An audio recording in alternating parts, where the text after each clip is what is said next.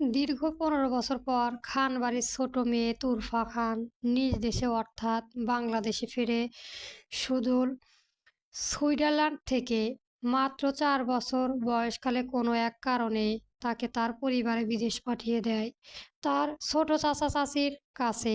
বর্তমান যেহেতু তুরফা এত বছর পর নিজের দেশে ফিরেছে, তাই সে এখানকার কিছুই তেমন চেনে না, এমনকি নিজের বাড়িও না। যে কারণে সে এখন পর্যন্ত এয়ারপোর্টেই অবস্থান করছে এবং তার বাবাকে বারংবার বরাবর করে ফোন দিয়ে যাচ্ছে। কিন্তু হাই কপাল, তার বাবা তা ফোনটা রিসিভ পর্যন্ত করছে না। সে কারণে তার মেজাজ আরও তুঙ্গে উঠে রয়েছে। একেই তো সে এখানকার কিছুই চেনে না, তার আবার এত লম্বা ১২ ঘন্টা জার্নি করে এসেছে। নিতান্তই ক্লান্ত বোধ করছে, তাই বেশি কিছু না ভেবেই তুরফা নিজের ফোনটা হ্যান্ডব্যাগে রেখে লাকেজের উপরে বসে পড়ে। মিনিট পাঁচেক বসে থাকার পর সে লক্ষ্য করে যে কয়েকটি ছেলে তার দিকে কেমন করে যেন তাকিয়ে আছে। এতে করে তুরফা একটু অস্বস্তি বোধ করে, তাই সে তার ফোনটা হ্যান্ডব্যাগ থেকে বের করে তার বাবাকে একটা মেসেজ সেন্ড করে যেন তাকে তার বাবা তাড়াতাড়ি পিক করতে আসে। তারপর অন্যদিকে ফিরে বসে থাকে। এভাবেই কেটে যায় প্রায় ০.৫ ঘন্টা। এর মধ্যে সে খুবই পরিচিত একটি কণ্ঠস্বর শুনতে পেয়ে তড়ি গতিতে পেছনে ফিরে তাকাতেই দেখে প্রায় চিরপরিচিত একটি মুখ, যার সাথে সে প্রায়ই ভিডিও কলে কথা বলে। সে আর কেউ না, তার বাবা। তুরফা আর এক মুহূর্তে দেরি না করে দৌড়ে গিয়ে বাবাকে জড়িয়ে ধরে। পরক্ষণে আবার ছেড়ে দিয়ে মুখ ফুঁপিয়ে চোখে জল নিয়ে অন্যদিকে তাকিয়ে থাকে। মেয়ের মুখে ফুঁপিয়ে অন্যদিকে তাকানো দেখেই মনোনয়ের মহতা খান বুঝতে পারে যে মেয়ের অভিমান হয়েছে। তুরফার বাবার নাম মনোয়ারা মাহাতব খান, তাই সে নিজের কান ধরে মেয়েকে আদুরে কণ্ঠে ডেকে বলে, সরি মা, বাবা খুবই ইম্পর্টেন্ট একটি মিটিংয়ে ছিল, তাই তো এত লেট হয়ে গেল আসতে। আর ফোন সাইলেন্ট করা ছিল, তাই তোমার কল রিসিভ করতে পারিনি। পরে যখন দেখলাম আমার মা আমাকে এতবার কল করেছে, অমনি আর এক মুহূর্তেও দেরি না করে চলে আসি আমার প্রিন্সেসকে নিতে। এই দেখো বাবা কান ধরেছে, ব্যাস। এতেই যেন তুরফার মন গলে পানি হয়ে গেল। আর বাবার দিকে তাকিয়ে কান্নারত মুখেই মুচকি হেসে বাবাকে আবার জড়িয়ে ধরলো আর অভিযোগ করার শুরু করলো, এই যেমন তুমি জানো বাবা, ওয়েট করতে একদম পছন্দ করি না, তাও তোমার কিসব মিটিং টিটিংয়ের জন্য তোমায় আমায় নিতে আসতে লেট করলে। আর দেখো ওই ছেলেগুলোর হাতে ইশারা দেখিয়ে বলে, ওই ছেলেগুলো সেই কখন থেকে আমার দিকে তাকিয়ে আছে কেমন করে। মেয়ের কথা শুনে ছেলেগুলোর দিকে তাকিয়ে মনোয়ারা মাহাতব খান হালকা হেসে মেয়ের মাথা আদুরে হাত বুলিয়ে বলেন, ছেলেগুলো কে বাবারই পাঠিয়েছে তার প্রিন্সেসকে দেখে রাখার জন্য। বাবার কথা শুনে তুরফা খানিকটা অবাকই হয় বটে। সে কি ছোট বাচ্চা নাকি যে তাকে দেখে রাখার জন্য এতগুলো ছেলেকে পাঠাতে হবে। মনোয়ারা সাহেবের সাথে একটু সরে দাঁড়িয়ে তুরফা প্রশ্ন করে, কেমন, আমি কি এখনো ছোট বাচ্চা নাকি? হ্যাঁ, আমার প্রিন্সেসটা তার বাবার কাছে এখনো ছোট বাচ্চাই আছে। বাবার কথায় তুরফা খানিকটা হেসে ফের বললে, তাহলে তুমি ওদেরকেই বলতে আমাকে বাড়ি পৌঁছে দিতে। কষ্ট করে তুমি আবার অফিস থেকে আসতে গেলে কেন? আমার প্রিন্সেসের জন্য সব কষ্ট মঞ্জুর, আর বাবারই তো সর্বপ্রথম তার প্রিন্সেসকে রিসিভ করার কথা ছিল। বাবার কথায় যেন অনেকটাই শান্তি পেল তুরফা, তাই তো বাবাকে বলল, থ্যাংক ইউ সো মাচ বাবা। মনোয়ারা সাহেব হেসে বললে, এখন চলো বাড়ি যাওয়া যাক, তোমাকে অনেকটাই ক্লান্ত দেখাচ্ছে, আর বাড়িতে তোমার জন্য সকলেই অপেক্ষা করছে। তোমার মা তো রাতে না নিজে ঠিক মতো ঘুমিয়েছে, আর না তোমাকে ঘুমাতে আমাকে ঘুমাতে দিয়েছে, শুধু তোমার কথাই বলেছে। বাবার কথা শুনে তুরফার মাথা দুলিয়ে বাবার সাথে সামনে দাঁড়িয়ে অগ্রসর হয়। সামনে তাদের গাড়িটা পার্ক করা হয়েছে, উ- হোয়াইট কালারের। গাড়ির কাছাকাছি আসতে যেন তুরফা হার্টবিটের গতি ক্রমই দ্বিগুণ হারে বাড়তে থাকে। গাড়ির দরজার সামনে হেলান দিয়ে দাঁড়িয়ে ফোনে হেসে হেসে কথা বলছে এক সুদর্শন পুরুষ, যাকে প্রথম দেখতেই তুরফা ক্রাশ খায় এবং কি নিজের চোখের সরাতেই পারে না তার থেকে। মনোয়ার সাহেব বললেন, তুরফা, এটা কে চিনতে পেরেছো? আরে আমিও না, চিনব কিভাবে? তুমি তো অনেক ছোট থেকেই থাকতেই দেখেছিলে। এটা হচ্ছে তোমার বড় ফুপির ছেলে সাদ, তোমার সাদ ভাইয়া। তুরফা অনেক নিজের খেয়াল থেকে ফিরে আসে বাবার কথায়, বলে, ও আচ্ছা। এরপর মনোয়ারা সাহেবের সাথে আরেকটু সামনে এসে তুরফা বলে, হাই সাদাব ভাইয়া। মেয়ালি কণ্ঠস্বর শুনে ফোনের পরে কথা বলবো বলে কল কেটে দিয়ে সামনে তাকাতেই চোখ পড়ে একটি স্টাইলিং সুন্দরী মেয়ের দিকে। তাকে দেখে সাদ চিনতে পারে যে এটা তার বড় মামার ছোট মেয়ে তুরফা। তাই সাদ মুখে মিষ্টি হাসি বুলিয়ে বলে, ও হাই, চিনতে পেরেছি তুই আমাকে চিনতে পেরেছিস না মানে? আসলে বাবা বলল তাই। আচ্ছা আচ্ছা, বুঝতে পেরেছি। এত না মানে আসলে করার দরকার নেই, তোর তো চেনার কথাও না, অনেক ছোট ছিলি তো তখন। যাই হোক, কেমন আছিস? এই তো ভালো, তুমি কেমন আছো? আচ্ছা, তোমাকে তুমি বললে আবার মাইন্ড করো না তো। ধুর, বোকা মেয়ে। এ এইটা আবার বলা লাগে নাকি? তুই আমাকে তুমি বলেই বলিস। আর আমিও ভালো আছি। মনোয়ারা সাহেব বলে উঠলেন, আচ্ছা, বাকি কথা বাড়িতেই না হয় হবে। এখন চলো, আমার মাটা অনেক ক্লান্ত। সাত মাথা নাড়াতেই মনোয়ারা সাহেব তুরফাকে তার সাথে ব্যাক সিটে বসতে বলে তুরফার বাবার কাছে গিয়ে বায়না ধরে যে সে ফ্রন্ট সিটে তার সাত ভাইয়ের সাথে বসবে। মনোয়ারা সাহেবও তার আদরের মেয়ের কথা ফেলতে পারেন না।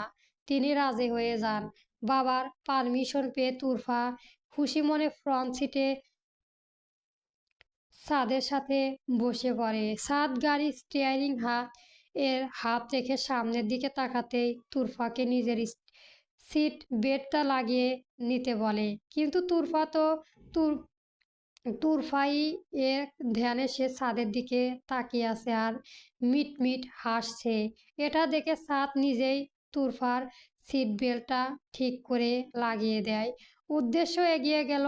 হঠাৎ করে সাদকে নিজের এত কাছে আসতে দেখে বেচারি তুরফা শ্বাস নিতে যেন ভুলে যায় আর একদম সিটের সাথে মিশে বসে থাকে। তা দেখে সাদ তুরফার সিট বেল্টটা লাগিয়ে দিয়ে হালকা হেসে বলে, রিল্যাক্স তুরফা, কোনো সমস্যা? ঠিক আছিস? পানি খাবি? না না, আমি ঠিক আছি। তুমি গাড়ি স্টার্ট দাও, আমি বাড়ি গিয়ে শাওয়ার নিয়ে একটু রেস্ট নিতে চাই, ব্যাস। কিন্তু তুরফা সাদের এমন কেয়ারিং নেচার দেখে আরেক দফা ছাদের উপর ক্রাশ খেয়ে বসে থাকে। সাদও আর কিছু না বলে গাড়ি স্টার্ট দেয় আর নিজ গন্তব্য এগিয়ে চলে। তবে তুরফা একটু পরই ছাদের দিকে তাকায় আর মিটমিট হাসতে থাকে, যা সাদ বেশ কয়েকবারই লক্ষ্য করেছে কিন্তু কিছু বলেনি। কেননা সাদ এমন ন্যাচারাল মানুষকে প্রায় সব কিছুই পজিটিভই পজিটিভলি নেয়ার চেষ্টা করে। যেমন এখনই ও ভাবছে হয়তো তুরফা তাকে এতদিন পর দেখছে বলে তার দিকে এমন করে তাকিয়ে আছে আর মিটমিট করে হাসছে। জমজমাট ছড়িয়ে প্রায় ঘন্টা খানেক পর তারা নিজেদের গন্তব্যে পৌঁছায়। মানে তারা খান বাড়ির সামনে বর্তমানে। আর খান বাড়ির কথা না বলেই নয়, এটি একটি সুন্দর ডুপ্লেক্স বাড়ি, যা সাদা রঙে রাঙানো। গেট পেরোলেই দেখা যায় সোজা রাস্তার কিছু দূর যাওয়ার পর গোল হয়ে দুটো রাস্তায় গিয়ে একেবারে বাড়ির সামনে মিলিত হয়েছে। গোটা জায়গাটায় ঝর্ণার মতো যা থেকে ছড়িয়ে ছিটে পানি পড়ছে অনবরত, যা দেখতে বেশ লাগে। আর রাস্তা থেকে দুই পাশে রয়েছে নানান রঙের ব্যঙ্গে ফুল ফুলে ফলের গাছ। গাছগুলোতে ধরে রয়েছে বিভিন্ন ধরনের ফুল ফল। বাড়িটি চতুর্দিকে রয়েছে দেওয়াল উঠানো, যাতে করে কেউই বাড়িতে চাইলেও প্রবেশ করতে না পারে। আর গেটের সামনে দারোয়ান চাচা সর্বক্ষণ পাহারায় থাকে। বাড়িটি এক সাইডে পার্কিং লাইটের জায়গা করা, যেখানে গাড়ি পার্ক করা হয়। খান বাড়ির গেটে এসে হর্ন দেওয়ার সাথে সাথেই দারোয়ান চাচা গেট খুলে সালাম দিয়ে মনোয়ার সাহেবের সালামের জবাব দেয়। সাত গাড়ি নিয়ে ভেতরে প্রবেশ করতেই দারোয়ান চাচা গেট বন্ধ করে দেয়। মিনি ঝর্ণা পেরিয়ে বাড়ির সামনে গাড়ি থামালেন। মনোয়ারা সাহেবও তুরফার গাড়ি থেকে নামলে সাত গাড়ি পার্কিং করে আসছিল বলে পার্কিং লটের দিকে অগ্রসর হয়। কয়েকটা সিঁড়ি ভেঙে উঠে মেইন দরজার কাছে আসতেই দেখা মিলল দরজা খুলে দরজার পাশে দাঁড়িয়ে আছে মিনশ্রী বেগম। উর্মি উনি তুরফার মা। মূলত বাড়ির শব্দ শুনতে তিনি দৌড়ে এসে দরজা খুলেছেন মাত্রই। মেয়েকে এত বছর পর চোখের সামনে দেখতে যেন আবেগে আপ্লুত হয়ে পড়েন তিনি। শক্ত করে জড়িয়ে ধরে কান্না করে ফেরেন আর গালে কপালে চুমু দিতে থাকেন। মায়ের এমন আবেগীয় রূপ দেখতে তুরফাও নিজেকে ধরে রাখতে পারে না, নিজেও মাকে জড়িয়ে ধরে কান্না দেয়। যদিও তার অভিমানের পাল্লা ভারী। মা মেয়ের এমন আবেগীয় অবস্থা দেখে পরিবারের বাকি সবাই এগিয়ে আসে। এমনই সময়ে একটা পিকচার ক্লিক করার শব্দ শোনা গেল। দেখা গেল সানজিদা পিকচারটা ক্লিক করেছে। তার আবার সমস্ত মোমেন্টই স্মৃতির পাতায় ধরে রাখার অনেক শখ কিনা। কিছুক্ষণ পর মেয়ের আলিঙ্গন থেকে ছাড়া পেয়ে পাশে তাকাতে দেখতে পায় তার বড় বোন মীরাকে। মুহূর্তে মীরা এসে বোনকে জড়িয়ে ধরে কেঁদে ফেলে, ভালো মন্দ জিজ্ঞেস করে ইশারা করে তার পাশে আশেপাশে তাকাতে। তুরফা তাকিয়ে দেখে অনেকেই উপস্থিত রয়েছে এখানে, কিন্তু ওর বাবা মা ওর বোনকে ছাড়া কাউকে চিনতে পারে না। তাই মীরাই তাকে সবার সাথে পরিচয় করিয়ে দেয়। পরিচয় পর্ব। তুরফার বাবারা হচ্ছে দুই ভাই, দুই বোন, দুই বোন ভাই। মনোয়ারা মাহাতো খান, মাজেদুল খান ও বোন সুবেদা খান আর সানজিদা খান। মনোয়ারা মাহাতো খান হচ্ছে সবার বড়, তার স্ত্রী মিনশ্রেইন বেগম। তাদের দুই মেয়ে, বড় মেয়ে মীরা খান আর ছোট মেয়ে তুরফা খান। দ্বিতীয় হচ্ছে সুবেদা খানম। স্বামী তৌকির খান, তাদের দুই ছেলে এক মেয়ে, বড় ছেলে সাদ খান, ছোট ছেলে শাহরিয়ার তাজ খান ও মেয়ে সানজিদা খান। তৃতীয় হচ্ছে শাহিদা খামন। স্বামী আমজাদ আহমেদ, তাদের এক ছেলে এক মেয়ে, ছেলে সিয়াম আহমেদ ও মেয়ে আয়শা আহমেদ। চতুর্থ মাজেদুল খান, তার স্ত্রী মৌমিতা বেগম। তাদের কোনো সন্তান নেই। রোড অ্যাক্সিডেন্টের পর বেশ কিছু শারীরিক সমস্যা দেখা দিলে মৌমিতা বেগম মা হতে পারবেন না বলে জানান ডাক্তার। পরিচয় করিয়ে দেওয়ার মাঝখানে সাদ এসে বসে সোফায়। তখন মীরা সাদকে দেখিয়ে বলে, এটাই হচ্ছে সাদ ভাইয়া, বড় আপুর বড় ছেলে। হ্যাঁ, সাদ ভাইয়ার সাথে তো আগেই পরিচয় হয়েছে। হাসি মুখে আচ্ছা, হালকা হেসে। যদিও ওই মিলেমিশা তাজ আর সিয়াম উপস্থিত ছিল না, কেননা তাজ তার নিজের কিছু দরকারি কাজের জন্য খুব সকালেই বাড়ি থেকে বেরিয়েছিল, এখনো বাড়িতে ফেরেনি। আর সিয়াম তো এমন একটা ছেলে যে কিনা ব্লাউন্ডের ট্রাইপে শুধু বন্ধু বান্ধব নিয়ে ঘোরাঘুরি করাই যেন ওর প্রধান কাজ। এই যেমন আজকে একটা দিনেও ও বন্ধুদের সাথে ঘুরতে গিয়েছে। পরিচয়ের পর্ব শেষ হলে সবাইকে হাই এরিয়ন বলেই সবাই তুরফার দিকে আবার অবাক দৃষ্টিতে তাকিয়ে থাকেন, কেননা তারা তো সালামের আশা করেছিলেন।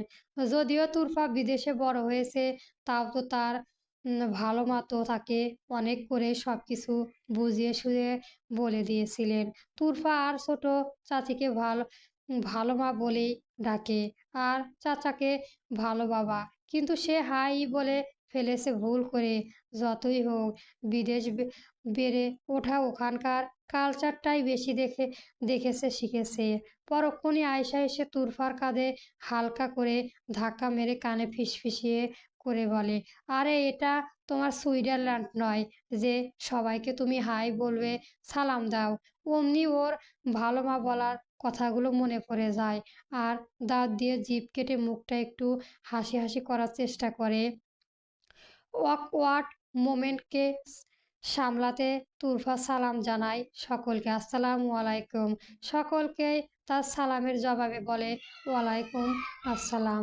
সাদ তুরফার পরিস্থিতি বুঝতে পেরে বলে, পরবর্তী গল্প পেতে আমার চ্যানেলটা সবার আগে সাবস্ক্রাইব করে রাখবেন। ধন্যবাদ বন্ধুরা। গল্প প্রেমের আলিঙ্গন, খাদিজা আক্তার তমা, সূচনা পর্ব চলবে।